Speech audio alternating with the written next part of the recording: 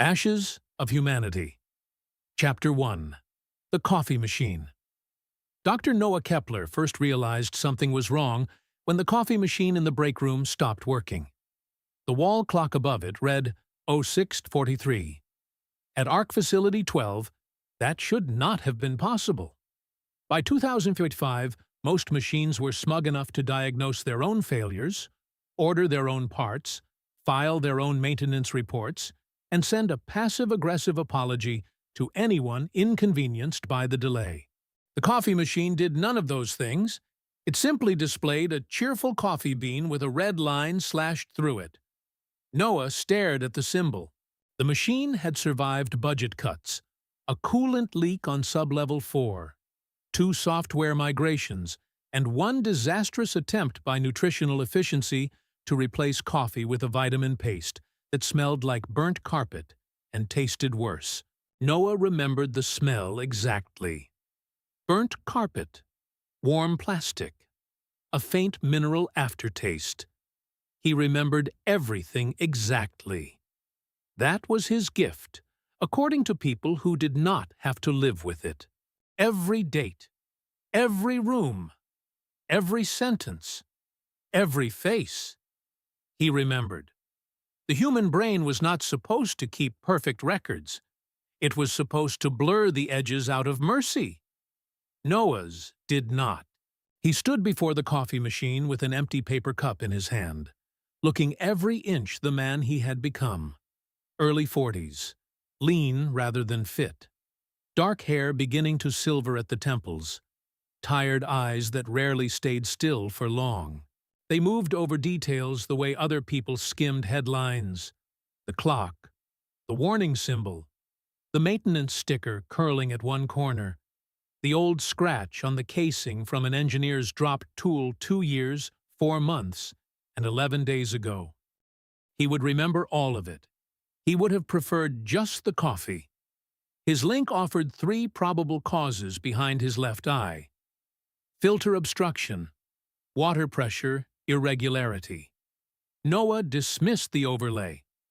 He pressed the dispense button. Nothing. He waited. Still nothing. He pressed it again, not because he expected a different outcome, but because human civilization had been built largely on the hope that pressing the same button twice might shame reality into cooperation. The forbidden coffee bean remained. Noah leaned closer to the display, as if disappointment might become legible under scientific examination. Come on, you're better than this. Howdy, partner. You looking for a cup of that 6-shooter coffee? Noah closed his eyes, then opened them again. Walter stood in the doorway.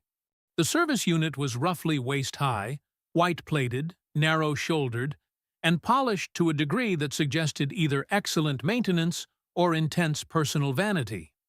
His optical lenses glowed a soft blue beneath a smooth brow plate. On top of his casing sat a tiny brown cowboy hat.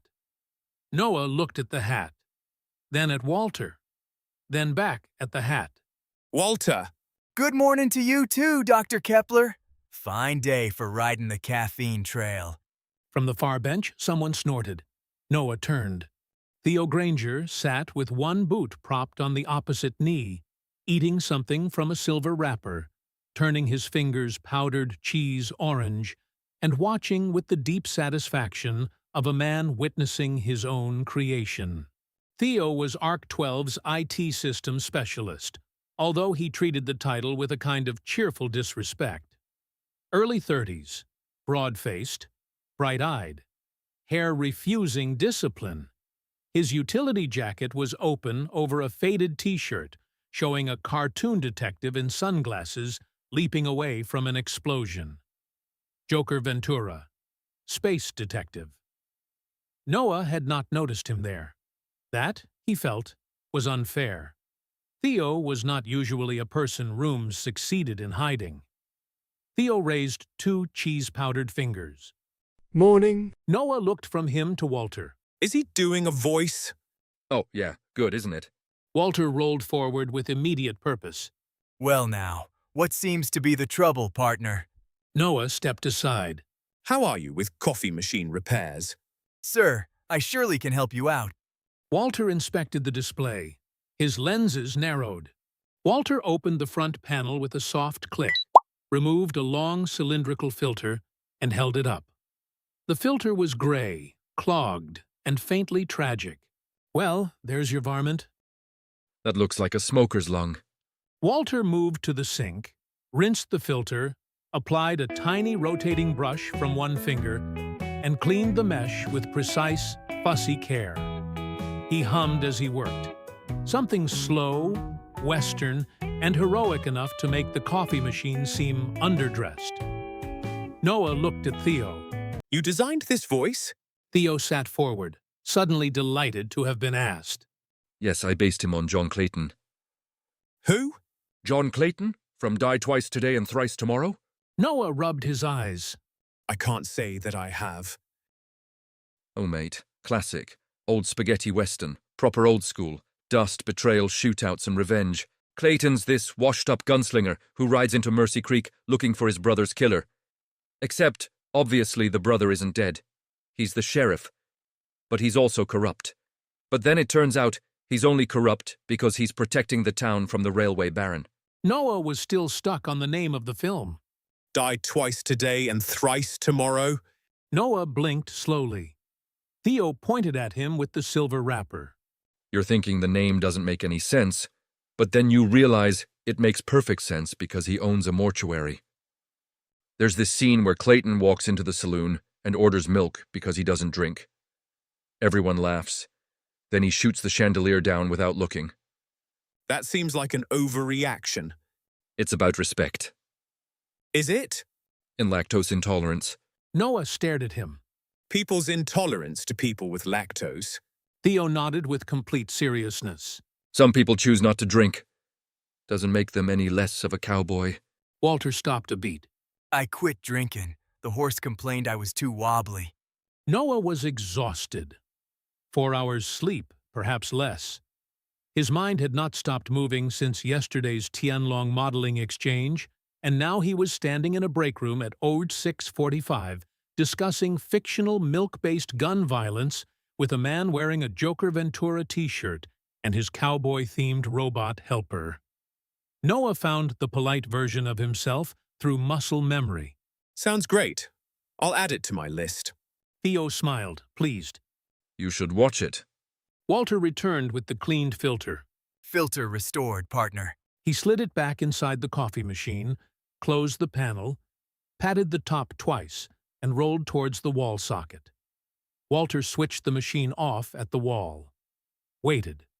Then switched it back on. The coffee machine whirred. Its display flickered. The forbidden coffee bean vanished. Ready. Walter turned back and touched the brim of his cowboy hat. Shinier than a new spur.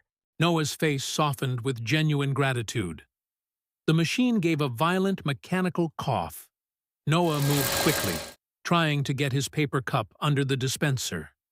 Too late. Coffee burst out in a hot black stream, splashing across the tray, the counter, and part of Noah's sleeve before settling into something resembling normal flow. Noah froze. Theo inhaled through his teeth. Ooh, too slow, Doctor. Walter stepped forward at once. Stand aside, sir. Let's get this cleaned up right quick. A small panel opened in his side. He produced a cloth, a narrow suction nozzle, and a tiny spray bottle. In 3 seconds, he had cleaned the counter, polished the tray, wiped Noah's sleeve, and restored the cup to a position of theoretical usefulness. The machine continued filling. Noah managed to rescue 3/4 of a cup. He looked at it. Then at Walter. I see this as a win. Still more good than bad in it. Walter gave him a tiny salute. Happy trails! Then he marched back towards the corridor, humming again, cowboy hat bobbing slightly as he went. Noah watched him leave. Theo watched Noah. A beat passed. Great, isn't he? Noah lifted the cup carefully. He is certainly memorable. See, most people would have gone generic butler, or maybe smooth corporate voice, boring, dead on arrival. But John Clayton, That gives him soul. It gives him something. You should watch the film. I'm sure I should. You probably won't. I probably won't. No, but honestly, the ending alone. Clayton has the showdown with Silas Crow. Brilliant villain, big moustache. And Clayton says, you need to be a good shot, a real good shot. Then bang, shoots him in the finger. The finger? Trigger finger. Ah, So he drops the gun. that makes sense.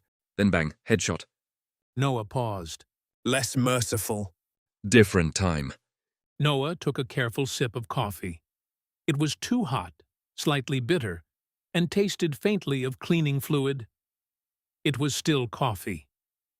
His link pulsed gently with 3 waiting alerts: a propulsion integrity note, a Tianlong data acknowledgement, and a reminder from environmental systems that caffeine consumption beyond recommended levels could increase stress response. Noah dismissed all 3. He tried to edge towards the door. Well, thank you for the coffee. And the cinema class. Theo stood, still going. No, but the line after that is what makes it art. Clayton says, a man can die twice if the first death is his name. Which sounds mad, but in context. The door opened hard enough to stop the sentence. Commander Elara Voss stood in the doorway. Amber command feeds shuffled behind her eyes, reflected faintly in the break room glass, and routed through a clearance tier Noah's own link could not even request. She wore the same fitted black command uniform as always, immaculate enough to suggest even fabric obeyed her out of fear. She was in her early 40s, straight-backed, dark-haired, and severe in the way some people become when they have survived too many operations to waste energy on softness. Her brown eyes moved over the room with quick, quiet judgment. First to Noah and the damaged cup, then to Theo, then to the damp coffee machine, then to the faint wheel tracks Walter had left on the floor. A pale scar marked her right temple. She had never hidden it. Her expression carried the faint suggestion that the world was falling short of her expectations, which Noah often suspected it was. Good morning, Commander. That remains to be seen. Break time is over. The room changed. Theo's smile faded. Noah straightened. Commander. Elara's eyes fixed on him. Orbital analysis now! Something in her voice stripped the room of its humor. Noah set the coffee down without realizing he had done it. What's happened? Elara looked once towards the corridor, then back at him. Something just entered high orbit. We need to get down there now and figure out what in the glitch. Just entered our world. Noah and Theo got to their feet. The half-drunk coffee sat cooling on the table.